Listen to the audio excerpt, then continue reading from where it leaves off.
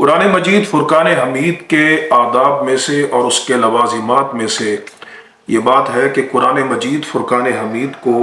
ترتیل کے ساتھ پڑھا جائے، یعنی اس کے تمام حروف مخارج کو احسن طریقے سے ان کی ادائیگی کی جائے اور وقف اور مد کا اہتمام اور التزام کیا جائے۔ چنانچہ قرآن مجید میں اللہ رب العزت نے اس بات کو یعنی ترتیل کو بیان کرتے ہوئے ارشاد فرمایا سورۃ الفرقان کی آیت نمبر 32 میں فرمایا وَرَتَّلْنَاهُ تَرْتِيلًا کہ ہم نے اس کو خوب ٹھہر ٹھہر کے پڑھا ہے۔ اور اپنے بندوں کو بھی اللہ رب العزت نے یہی حکم دیا۔ سورۃ المزمل میں ارشاد فرمایا کہ او زد علیہ ورتل القرآن ترتیلا، المزمل کی آیت نمبر 4 ہے، اور یہاں پہ حکم ہے، امر کا صیغہ ہے، رتل القرآن ترتیلا، فرمایا کہ قرآن کو خوب ٹھہر ٹھہر کے پڑھو۔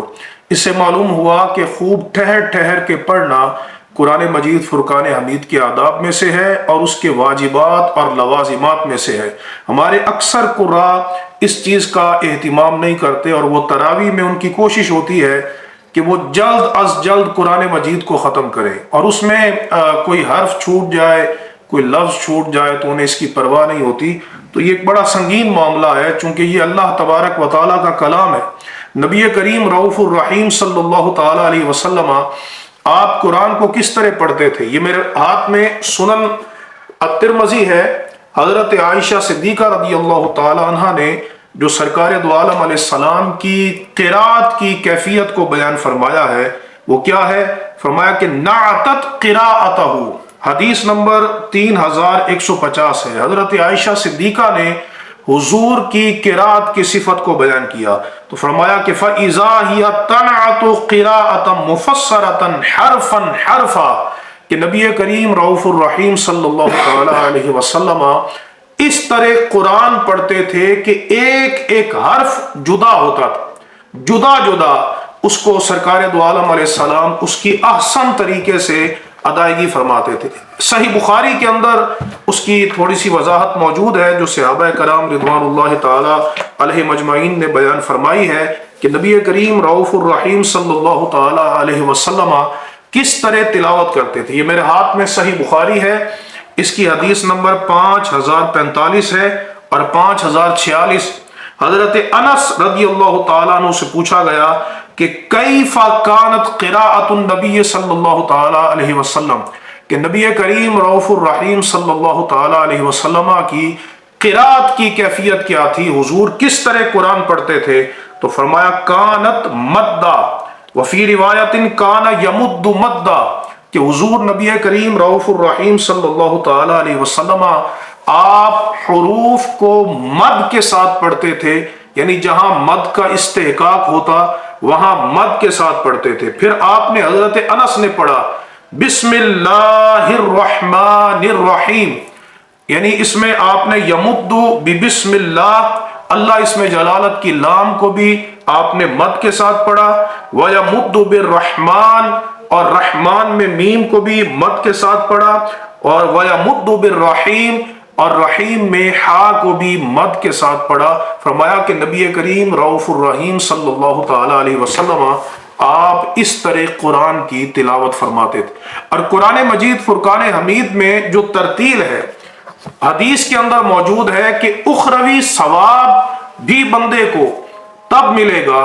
اور اخروی درجات بھی تب ملیں گے کہ جب وہ قرآن ترتیل کے ساتھ پڑھے گا۔ امام ترمذی نے سند صحیح کے ساتھ اس حدیث کو روایت کیا ہے کہ قیامت کے دن حدیث نمبر 3000 امام ترمذی نے سند صحیح کے ساتھ اس حدیث کو روایت کیا ہے کہ نبی کریم رؤوف الرحیم صلی اللہ تعالی علیہ وسلم نے ارشاد فرمایا، حدیث نمبر 3141، آپ نے فرمایا کہ یقال لصاحب القرآن، قرآن پڑھنے والے سے قیامت کے دن کہا جائے گا اقرا کہ تو پڑھ، ورتقی اور درجات بلند ہوتا چلا جا، ورتل کما کنت ترتل فی الدنیا اور اس طرح ترتیل کے ساتھ پڑھ جس طرح تو دنیا میں ترتیل کے ساتھ پڑھتا تھا۔ پتا چلا کہ جو اخروی درجات ملیں گے وہ تب ملیں گے جب دنیا میں اس نے ترتیل کے ساتھ پڑھا ہوگا۔ یہاں امام جلال الدین سیوطی نے الاتقان کے اندر ترتیل کے متعلق بیان فرمایا ہے، الاتقان میں، کہ حضرت عبداللہ بن مسعود رضی اللہ تعالیٰ عنہ سے ایک بندے نے پوچھا، بخاری اور مسلم کی حدیث، اس نے یہ کہا کہ میں مفصل جو ہے اس کو میں ایک ہی رکعت میں پڑھ لیتا ہوں، تو آپ نے فرمایا یہ تو اشعار کی طرح پڑھتا ہے، ان قوما یقرؤون القرآن لا یجاوز تراقیہم، فرمایا ایک قوم ایسی ہوگی کہ جو قرآن پڑھے گی لیکن ان کے حلق سے نیچے نہیں اترے، حلق سے نیچے۔ اور فرمایا حضرت عبداللہ بن مسعود نے کہ قرآن کو اشعار کی طرح تیزی کے ساتھ نہ پڑھو، بلکہ قفو عند عجائبہ، اس کے عجائب میں ٹھہر جاؤ، وحرکوا بہ القلوب، اور دلوں کو اس کے ساتھ حرکت دو، ولا یکون ہم احدکم آخر السورہ، اور تم میں سے کوئی بندہ یہ ارادہ نہ کرے کہ میں جلدی جلدی سورت کو ختم کروں اور اس کے آخر تک پہنچوں۔ ایک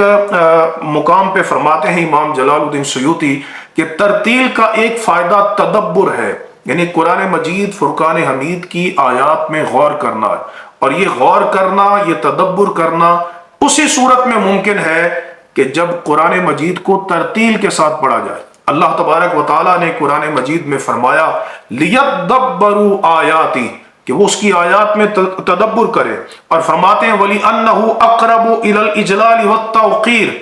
کہ یہ جو ترتیل کے ساتھ پڑھنا ہے یہ اجلال اور قرآن کی عزت کے زیادہ قریب ہے، وَأَشَدُّ تَأْثِيرًا فِي الْقَلْبِ، اور اس کی دل میں زیادہ تاثیر ہے۔ لہٰذا ان قراء حضرات کو چاہیے کہ جو قرآن بڑی تیزی کے ساتھ پڑھتے ہیں اور کئی آیات بھی چھوڑ جاتے ہیں، حروف بھی چھوڑ جاتے ہیں اور اس چیز کا التزام نہیں کرتے، تو ان کی بارگاہ میں یہ ادباً گزارش ہے کہ یہ اللہ کا کلام ہے اور اس کو اس کے آداب کے ساتھ پڑھنا چاہیے۔ علماء نے بیان کیا ہے کہ ایک سورت ترتیل کے ساتھ پڑھی جائے، ایک سورت، تو یہ پورے قرآن کو پڑھنے سے بہتر ہے جو بغیر ترتیل کے پڑھا جائے۔ اللہ تبارک و تعالی ہمارے قیام اللیل اور ہمارے روزوں کو اپنی بارگاہ میں قبول فرمائے۔ وآخر دعوانا ان الحمد للہ رب العالمین۔